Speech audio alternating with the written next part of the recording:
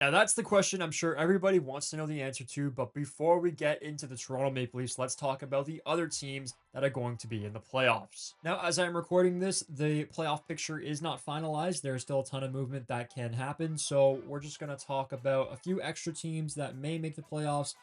Just to cover all the bases. Before we get started, I just wanted to quickly explain how we are going to be doing this because last year when I did the same thing, it was kind of just off of vibes. This time, though, I'm going to be using some analytics to help me out. MoneyPuck.com is a great website that allows you to access some advanced analytics, and I will be using stats such as expected goals for per 60, PDO, shots blocked, as well as some shot maps to help with the teams that I haven't followed too closely. So here we go. First up, the Florida Panthers. Adding Vladimir Tarasenko to an already deep team is going to make it really hard for this team to be beaten. The Panthers are a well-constructed team that can play any sort of hockey that is asked of them. They can defend and they can score goals for days. This is a team that I would not be shocked to see in the Stanley Cup final. They are my favorites from the East. The Washington Capitals? Yeah, let's keep this one nice and brief. Not good defensively, not good offensively. Their goaltending is nothing special. Pretenders. This is when Charlie Lindgren becomes the new Aiden Hill and just decides to will this team to a cup. But pretenders. The Detroit Red Wings.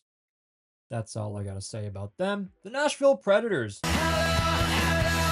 have somehow had a decent season. All it took was, canceling the U2 trip. Because since then, they're like 16-0-2, which is insanity, by the way. Similar to the Bruins, this is a roster where you look at their lineup and you ask yourself, how in the actual hell are they in a playoff spot? So let's dig deeper. The Preds are a better offensive team than defensive team, but they are pretty well-rounded when it comes to expected goals for versus expected goals against. I'm going to put this team in dark horses, and I don't have any real good justification for that. Other than every year there's a team that overachieves in the playoffs. I could see that being the Preds as long as Soros steps up and steals some games here and there. The Winnipeg Jets have been a breath of fresh air this year. I find it really funny how in one season they went from being one of the worst teams defensively to now one of the best. Editor Massimo checking in here. A bit of an over-exaggeration by my part, as you can see by the stats, but you can definitely see the improvement Rick Bowness has made with this defensive system. At one point this season, they were one of the best teams in the league defensively. Clearly, they've dropped off a bit, but they're still good defensively. The addition of Tyler Toffoli has definitely helped generate a ton more offense, as well as the addition of Sean Monahan. The really only one flaw on this team is that they aren't the best offensively and spend a ton of time in their zone at 5-on-5. This would be a problem for pretty much any other team, but the Jets have Connor Hellebuyck. Connor Hellebuyck, as I'm recording this, has a 27.6 goal save above expected. He's also first in the league at 4.6 wins above replacements. And in 52 games, he's at a 920 save percentage. And you might be thinking, oh, it's only 920. That's not really that impressive. 930, 940. That's the numbers we're used to. No. As league scoring goes up, save percentage goes down. The average save percentage this year is like at a 905, 910. So him being at a 920, well above league average, he's leading the way. He is definitely the best goalie in the league right now. And because of this, I think they are definitely contenders, and I am also going to throw them in dark horses as well. You cannot count out what the Jets can do with Connor Hellebuyck saving their ass every single time they make a mistake. So next up here with the new home of Jake Guentzel, the Carolina Hurricanes. Now, I must tread carefully here because, like every year, I say, oh, Carolina's team is so deep. They're going to go on such a long run this year, and then they just flame out by, like, the second round. But yet again, their roster is so deep. So let's dig a bit deeper to help support my claim that the Carolina Hurricanes are actually going to go on a run this year. The Canes have had no problems scoring playoff-style goals and actually seem to spend more time in the offensive zone rather than the defensive zone, which is ideal, so that's good. Near the top of the league in expected goals for per 60, so again, that's good too. They are number 1 in expected goals against per 60, so they are basically the best defensive team in the league. Yeah, there's just a lot of good things that they do really well. This team's a contender. No real shock there. Probably gonna go on a run this year. Let's see how Freddie does in the playoffs. That will probably be the big deciding factor. The Los Angeles Kings, such a sigh. To start the season, the team was really rolling, and they started to look like a true elite team. And they've really fallen off since then, as they've found themselves barely holding on to a playoff spot. Their roster is really nothing special, and their goaltending is quite underwhelming. Let's play a game. Who are the Los Angeles Kings' 2 goaltenders? You have 5 seconds. The names we were looking for include David Rittich and Cam Talbot. Phoenix Copley is also on the IR, but David Rittich and Cam Talbot, that's just not good enough. They are decent analytically, however, they really, really do struggle to score those playoff-style goals. They spend a lot of time in their zone at 5-on-5, and they just don't have the goaltending for that to work in the playoffs. It pains me because I have been rooting for the Kings for a while, and I'm just waiting for them to figure it out, but it's not this season. They are pretenders this year. The John Tortorella Masterclass Philadelphia Flyers. An overachieving season to say the least. However, I regret to inform you all, these guys are pretenders. They play a solid style of defense first, hard forechecking hockey, which does bode well for the playoffs. However, they struggle to score those playoff style goals, as well as their roster itself doesn't have many redeeming factors. Their forwards are pretty mid, their defense is nothing special, and their goalies are literally just 2 guys who are now goalies. The New York Rangers. This is a hard team to read because like every other week, there's Rangers fans expressing doubts, and then the next week, everything's fine again. What an overdramatic fan base, am I right?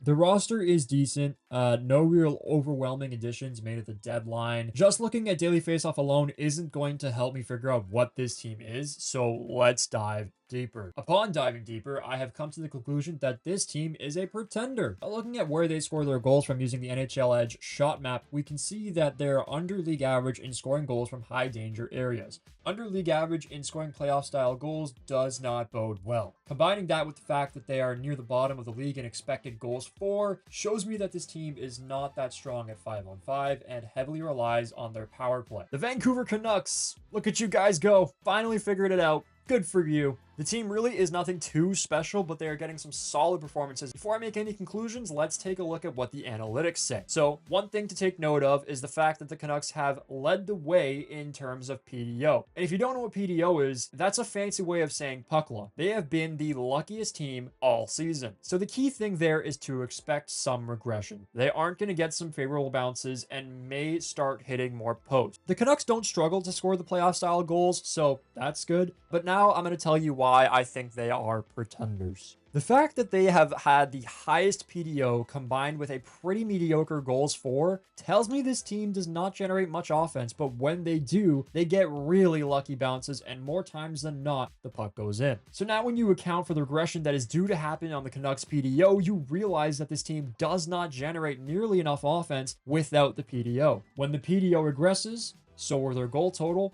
and you can't win games without goals. The St. Louis Blues are pretenders and definitely should have sold at the deadline, just not a really good team at all. Someone free Robert Thomas. The Edmonton Oilers, they are contenders. I don't have to look at a shot map to tell you where their goals are going in because Zach Hyman has 50 as the time I'm recording this, and like 43 of them have been from the blue paint. So they're going to have no problem scoring those playoff-style goals. They will be just fine. The Oilers actually have been really good since their slow start to the season. Top 5 in both expected goals for per 60 and expected goals against per 60. The only thing I would be wary of is goaltending, but I'm sure they'll be fine now that they can somewhat defend.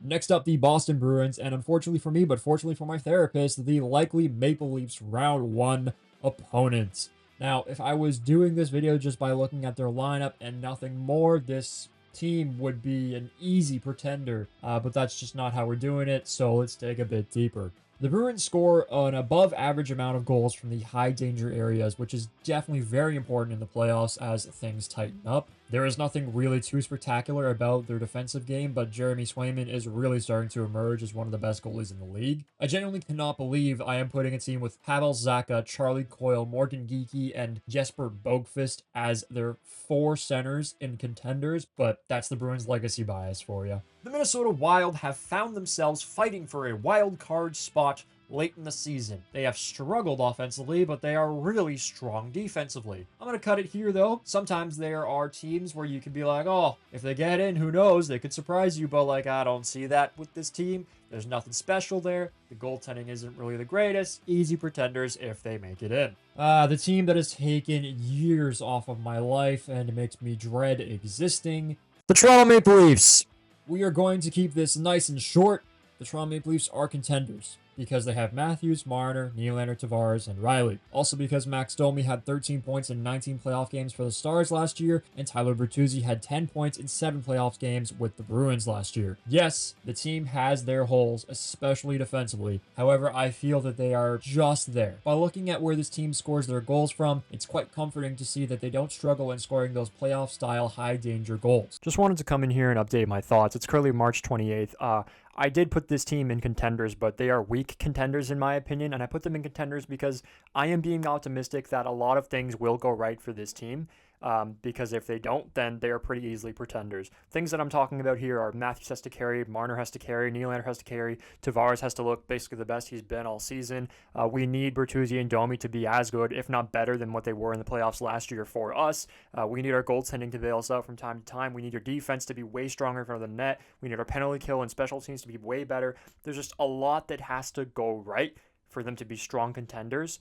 But I think as of right now, they are weak contenders because I think some of those things will go right, but it's the Leafs. We know that not everything goes right all the time. So, and again, just like last year, I am going to put them in dark horses. If this team gets past Boston in round 1, that means that something seriously is clicking, and who knows what they can do with that momentum. The Colorado Avalanche have been quite an interesting team, being not as good as they once were, while also still being good.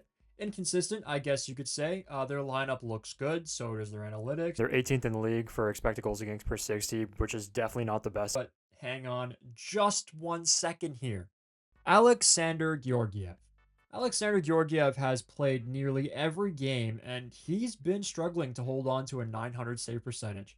He is also the goalie who's conceded the most goals against in the entire season. I think come playoffs, he's going to be exhausted and struggle to keep his team in it. I do not believe in the Colorado Avalanche. They're pretenders to me. Avs fans, just a reminder, I had Vegas as pretenders last year, so don't take this with any certainty at all.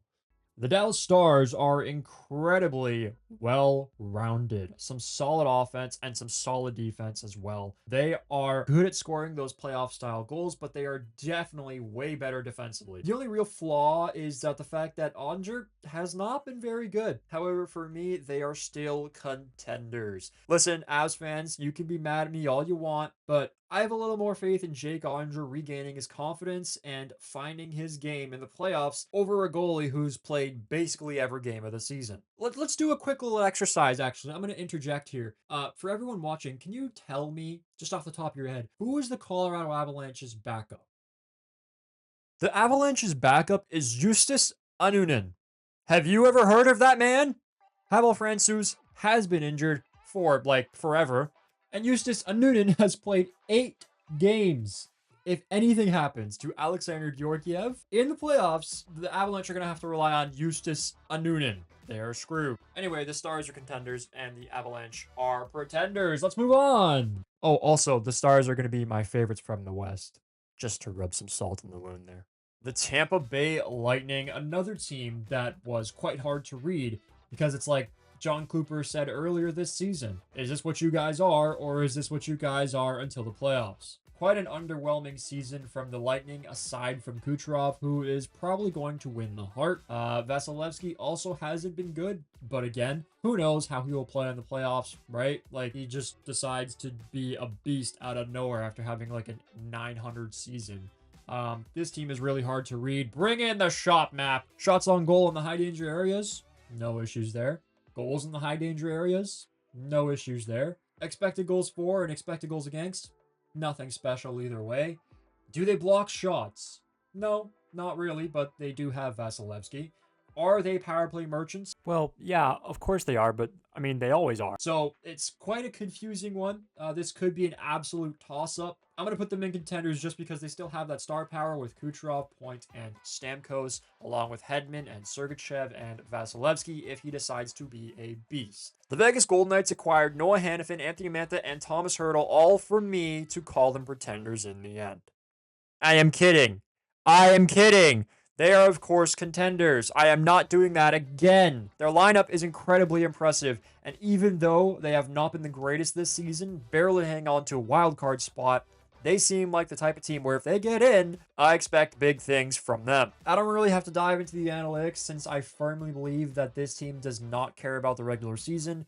Hill has been good, and that's what they need. If healthy, the Knights are going to ice a roster that includes all of Barbashev, Eichel, Marchessault, Stevenson, Mantha, Carlson, Stone, Hertl, Pietrangelo, Hanifin, Theodore, Martinez, and I've basically named the entire team. Good luck dealing with that. Plus, last year I called them pretenders and they won the cup. So no, not doing that again. Alrighty, ladies and gentlemen, we're going to leave it there. Let me know in the comments what you disagree with. If you enjoyed the video, please consider subscribing. No promises on any new uploads anytime soon, but there may or may not be a playoff preview video for each series. When they do come out, I probably will make that. So if you want to know when I upload that, you're going to have to subscribe and turn notifications on. If you watched this video and found it was a bit too long for your liking, you can head over to my TikTok at LeafsPhantomD. Over there, I post shorter form content that is easier to digest. Subscribe to the channel. Have a wonderful rest of your day. Goodbye.